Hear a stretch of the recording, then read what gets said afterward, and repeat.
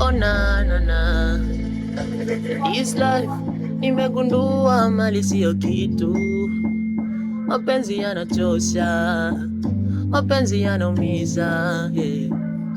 Kama pesa ndo mapenzi basi, mana wengine wanapendwa na hawana, wengine wanaachwa na wanazo.